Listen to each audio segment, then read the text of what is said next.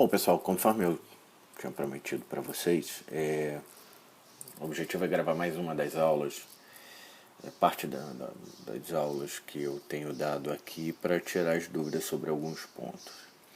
Então, o que eu vou começar descrevendo para vocês é essa questão do vetor de Burgers. Como eu apresentei na aula, o vetor de Burgers ele vai estabelecer a magnitude e a direção do deslizamento em função dos defeitos, sejam eles discordâncias em aresta ou discordância em espiral.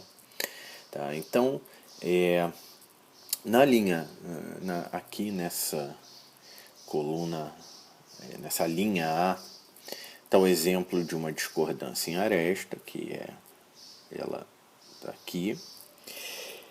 E esse tipo de discordância ele vai ter um movimento em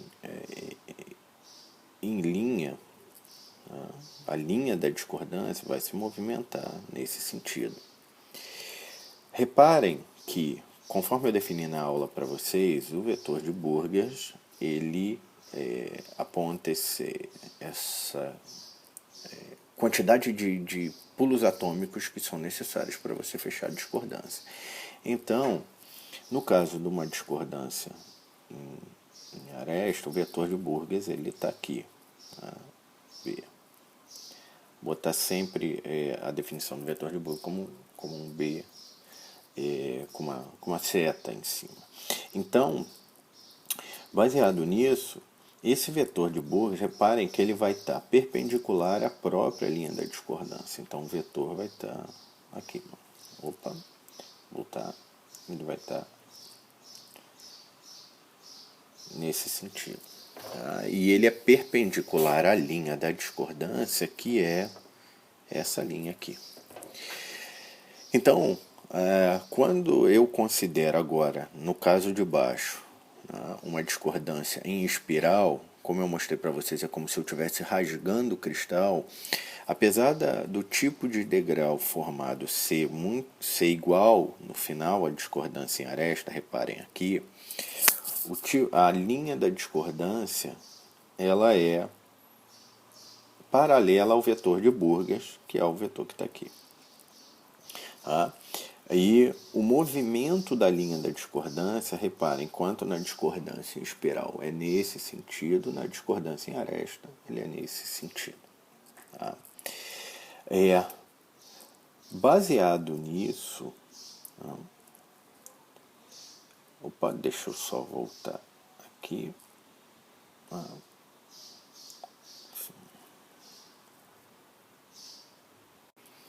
Apagando aqui para eu poder continuar escrevendo.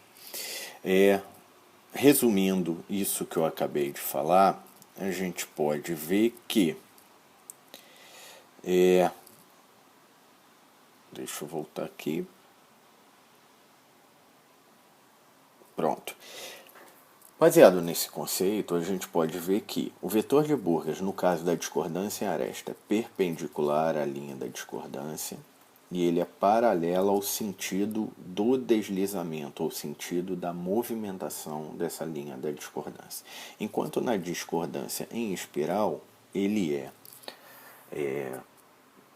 paralelo à linha da discordância e perpendicular ao sentido de deslizamento dessa discordância. Tá?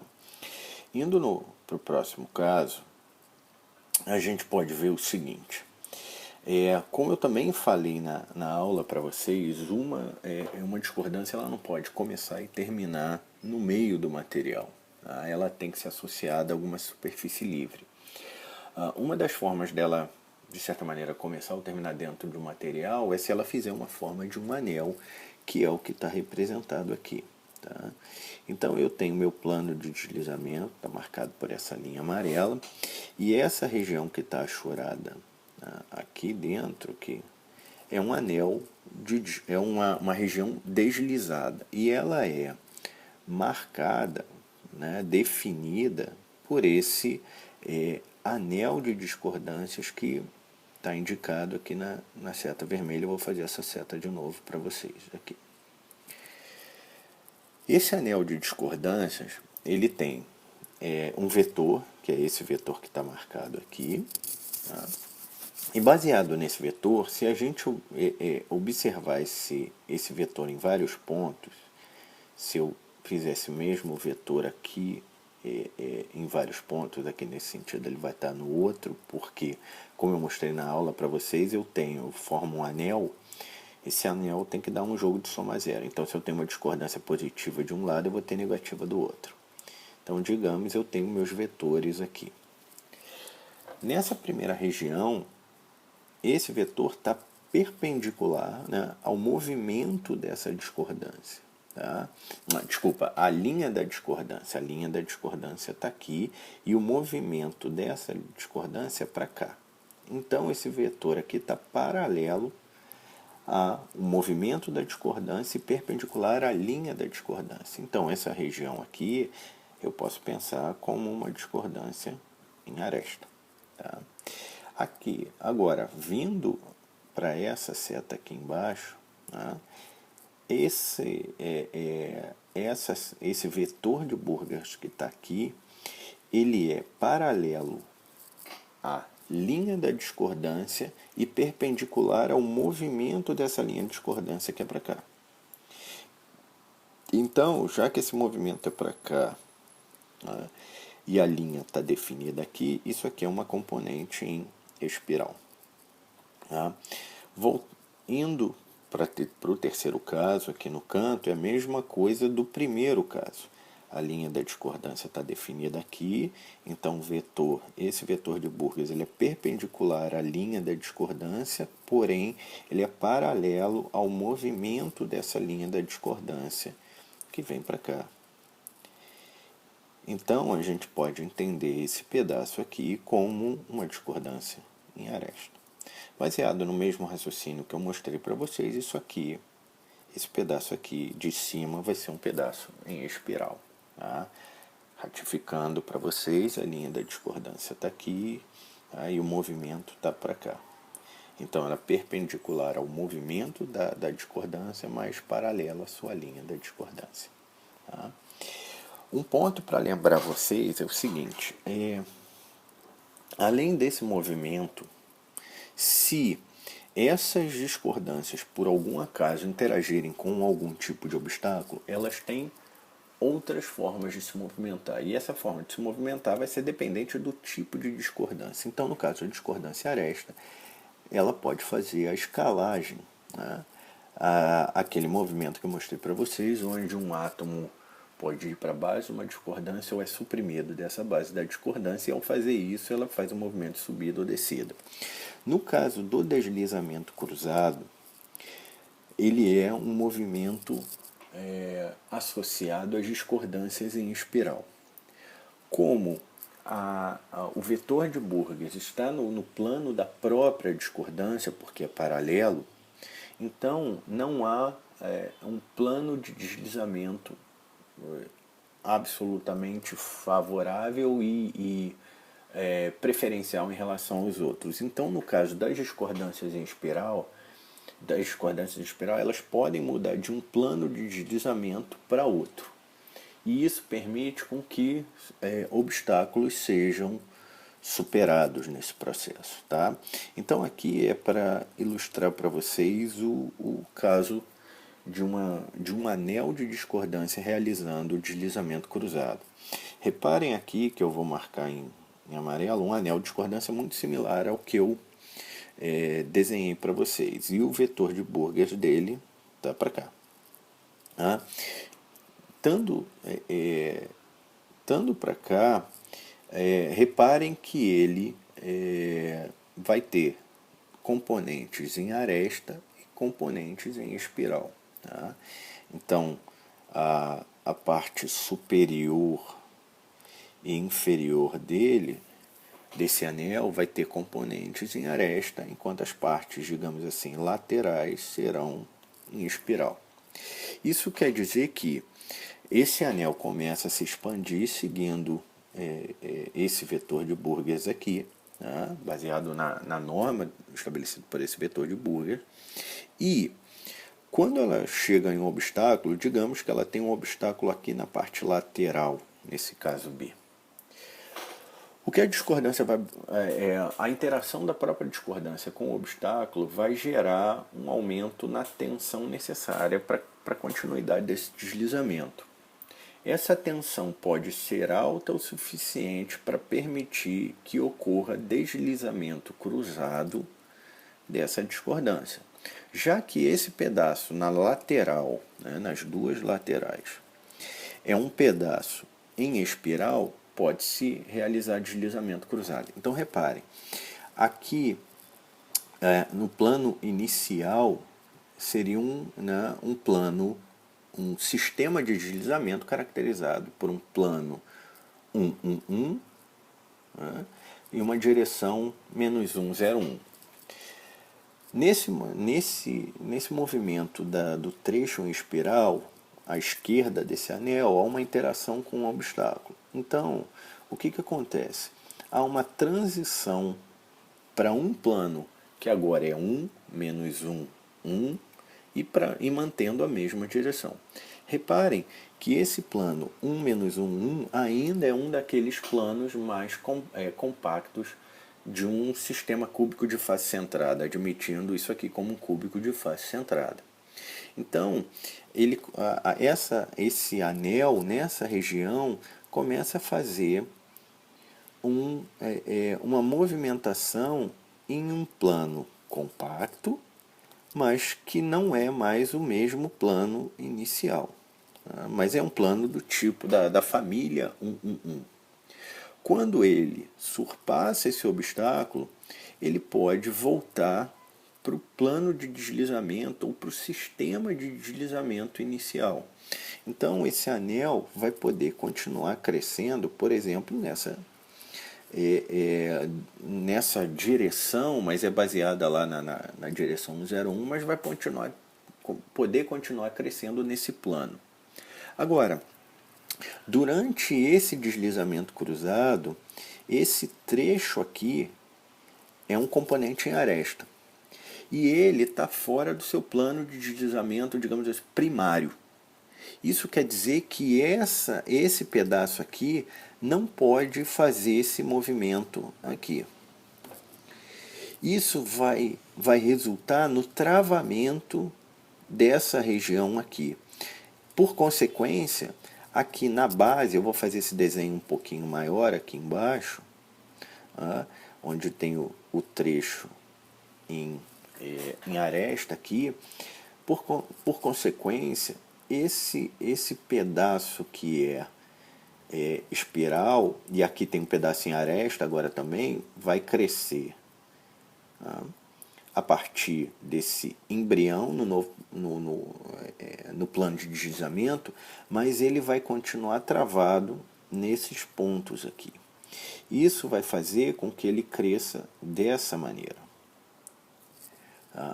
E esses pontos vão virar pontos de travamento dessa discordância. Depois, esses pontos podem virar fontes de nova discordância, que é o que a gente vai discutir mais à frente em fontes de Frank e Reed. Tá? Agora, começando a fazer algumas considerações energéticas sobre as próprias discordâncias, a gente viu, eu já mostrei para vocês que normalmente as discordâncias têm um vetor de Burgers unitário. O que significa um vetor de Burgers unitário? Uma discordância de força unitária. Significa que eles têm apenas um espaçamento atômico que caracteriza o pulo da região não deslizada para a região deslizada. Fazendo isso graficamente, para tentar facilitar um pouco e pensando numa discordância em aresta, ela vai se formar assim, né, com um plano extra só, porque é energeticamente mais favorável do que fazer, por exemplo, esse caso aqui, que seriam dois planos extras, no restante da rede perfeita. Então, é energeticamente mais favorável, em vez de ter esse caso onde eu tenho dois planos extras, haver a dissociação em duas vezes né? É melhor ter a dissociação duas vezes esse caso aqui. Tá? Então, as discordâncias de força unitária são mais favoráveis. Apesar de poder haver discordâncias com forças menores do que a unidade. Aí isso faz parte da dissociação da discordância em discordâncias parciais, que foi o que eu já mostrei para vocês, e numa próxima aula eu vou gravar isso aqui também para ficar de material de estudo para vocês. Tá? Então, eu vou apagar aqui para não confundir. Tá? Eu tenho essa discordância de força unitária, e se eu tiver uma discordância cujo vetor dela, o vetor de Burger, seja maior do que 1, ela é instável e vai favorecer uma dissociação em duas ou mais discordâncias, e essa dissociação vai ser da forma em que eu tenho uma discordância desse tipo, né, de força maior que unitária, que vai ser dissociada em duas ou mais discordâncias com vetores de Burger, por exemplo, unitários. Tá? Bom, beleza. Então eu posso definir uma energia para dissociação ou energia para deformação de uma discordância. A energia de deformação oriunda dessa discordância, ela vai ser proporcional ao vetor de Burger ao quadrado do vetor de Burger. Então, essa dissociação vai ocorrer se o quadrado do vetor do primeiro for maior do que a soma dos quadrados dos outros vetores. Eu esqueci aqui de colocar o quadrado de cada um deles, mas é uma consideração energética desse tipo aqui. Tá? Por que se for maior? Porque como o material quer minimizar a sua energia no sistema, quando eu tenho uma energia maior do que a soma das outras, então vai ser mais favorável ser dissociada na soma das outras, porque vai haver uma redução de energia. Tá? Então aqui, para fazer uma consideração, por exemplo, nós temos esse caso aqui. Tá? É uma célula unitária. Tá? Então, eu quero fazer, ou o material vai fazer um movimento de deslizamento, tá? Numa certa direção, e essa certa direção ela é dada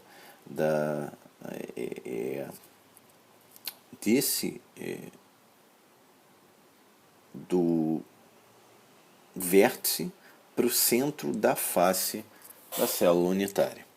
Então, se isso vai ocorrer, existe um caminhar, né, que pode ser dissociado em A0 sobre 2 nesse sentido, seguido por A0 sobre 2 para cima. O que é o A0? Relembrando, o A0 é a aresta da célula unitária. Então, esse movimento ele é entendido dessa maneira, mas ele pode ser decomposto aqui e aqui. Então, nós vamos fazer o cálculo, fazendo o cálculo da direção, como a gente fez muito tempo atrás, já tem um vídeo mostrando isso. Observa-se que em X não se caminha num saldo para lugar algum, e eu só tenho movimento em Y e em Z. Em Y eu tenho A0 sobre 2, então é esse trecho aqui. E em Y eu também tenho A0 sobre 2, que é esse trecho aqui. Baseado nessa direção de deslizamento que a gente está considerando, tá? Então eu vou ter um vetor de Burger, que é o que está destacado aqui, sendo 0, né? Com a direção desse vetor 0, A0 sobre 2 e menos A0 sobre 2. Reparem que aqui no Z é negativo, porque ele está indo nessa direção. Tá? Beleza. Agora, quando eu faço a consideração energética disso, lembrando que ele é proporcional ao vetor de Burger ao quadrado. Tá? Então, para calcular a força da discordância, eu vou fazer o seguinte cálculo. Primeiro, a determinação da força da discordância, que foi o que eu anotei aqui onde eu estou marcando agora. Então, a força em uma discordância, ela pode ser calculada através do seu vetor de Burgers. Então, o vetor está aqui, onde eu tenho A0, que é a minha célula unitária, e os meus parâmetros desse vetor. E a força dessa discordância, como eu falei, vai ser proporcional a esse vetor de Burgers ao quadrado. Tá? Então eu tenho aqui que essa força da discordância é proporcional a zero. Aí reparem que agora eu somo, eu elevo ao quadrado primeiro e depois eu somo os índices dessa direção. Tá? Bom, feito isso, é o que está aqui no canto inferior esquerdo. Tomando esse exemplo que nós estamos considerando, então a força nesse vetor é A0 sobre 2. Tá? Lembrando que o A0 sobre 2 vem daqui, que a gente tirou, 0 ao quadrado, 1 ao quadrado, menos 1 ao quadrado. E tirando a raiz disso, isso chega em A0 sobre 2, 2, e eu elevo a 1 meio.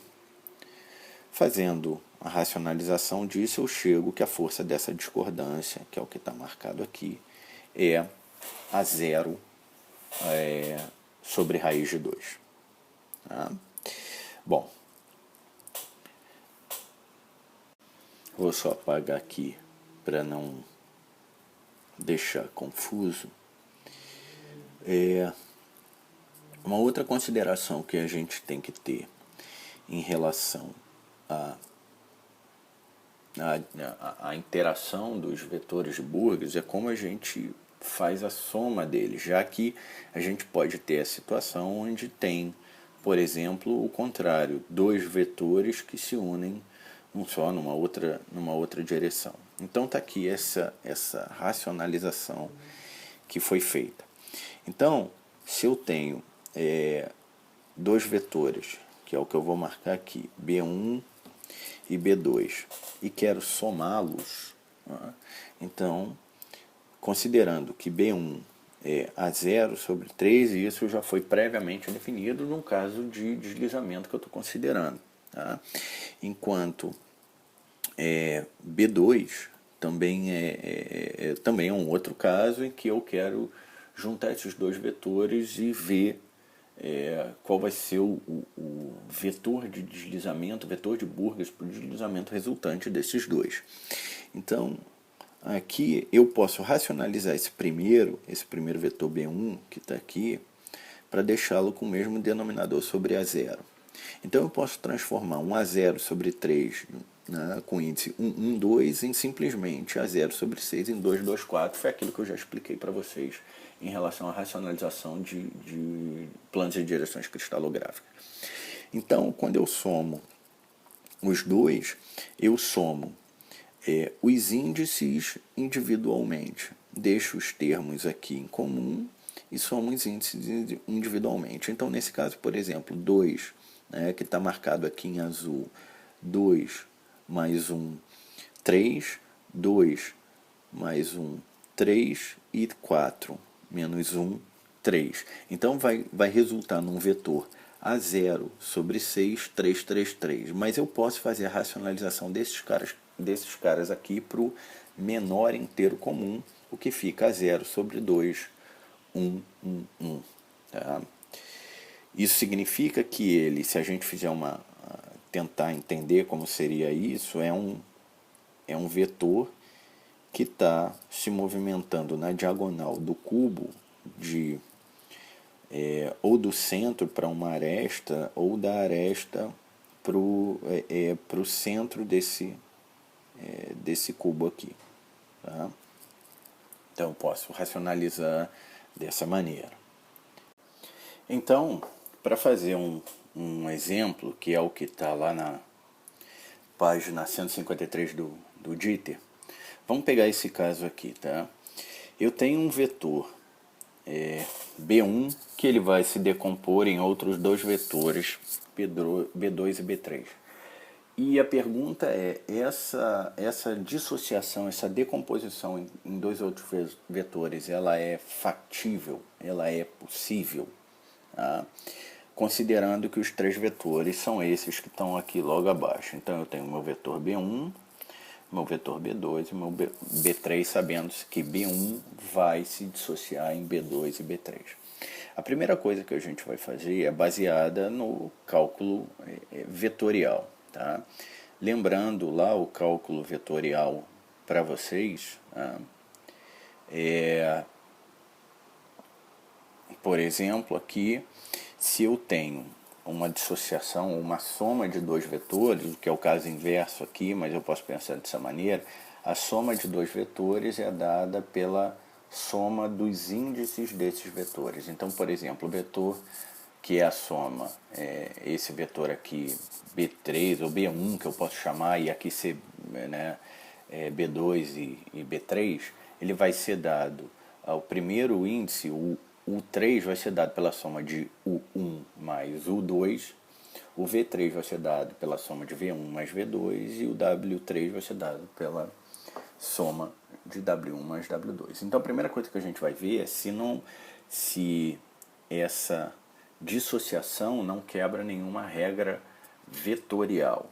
Então, o que nós faremos? Nós vamos pegar lá os três casos, considerando que, por exemplo, em B1, tá?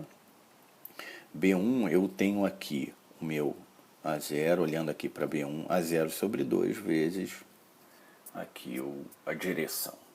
Então, se eu pego para o x, 0 vezes A0 sobre 2, que é o que está aqui, tem que ser igual no caso de B2, A0 sobre 6 vezes o primeiro índice, mais A0 sobre 6 do B3 vezes o primeiro índice. Então é isso que eu estou fazendo nessa primeira linha aqui.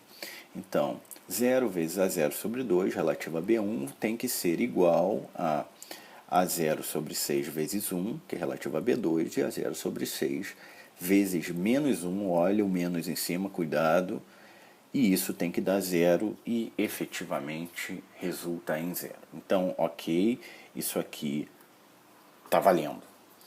A gente faz o mesmo para y e para z, quer dizer, eu pego o parâmetro de rede, o que está fora do colchete do índice, multiplico pelo valor daquele índice, né, e comparo com a mesma posição, o mesmo tipo de índice para os outros dois vetores e vejo se a soma bate, se é um caso de igualdade. Feito isso, a gente pode-se observar aqui que nos três casos a soma bateu direitinho. Então até aqui não houve problema algum em relação à reação de dissociação dessa discordância em outras duas. Bom, em seguida aí a gente parte para a consideração energética do processo. Essa dissociação, lembrando, né, e lembrando também que a energia, a força vai ser associada ao quadrado do vetor de Burger. Então, essa dissociação vai ser favorável se esse fenômeno aqui ocorrer, quer dizer, a energia da discordância B1 for maior do que as energias individuais das discordâncias dissociadas a partir dela. Tá? Dito isso, a gente pode começar o cálculo energético. Bom, aí dado que essa consideração energética ela vai ser favorável se B1 ao quadrado é maior do que B2 ao quadrado mais B3 ao quadrado, e lembrando, eu não sei se eu embolei um pouquinho isso antes, mas uma força da discordância ela vai ser proporcional ao módulo do vetor de Burger. Tá? E a energia da deformação vai ser proporcional a esse vetor ao quadrado. Não sei se antes eu embolei um pouquinho e misturei os dois conceitos. Então, vamos lá. Vamos calcular a força da discordância para o caso de B1. Então está aqui.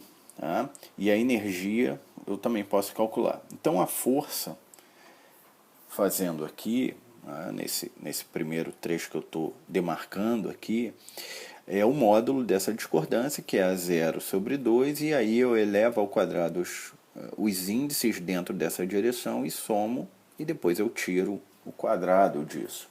Então fica raiz de 2 vezes a 0 fora dessa raiz sobre 2. Essa vai ser a força dessa discordância nesse ponto.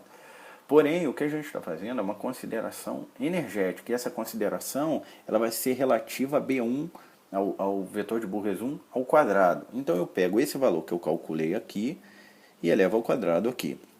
Fazendo ao quadrado, a gente chega que essa consideração de B1 ao quadrado é A0 ao quadrado sobre 2. Beleza. E aí eu vou fazer a mesma coisa para os outros dois vetores de Burgers.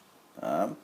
E fazendo isso, eu faço a minha consideração primeiro da força da discordância e depois da energia da deformação da discordância.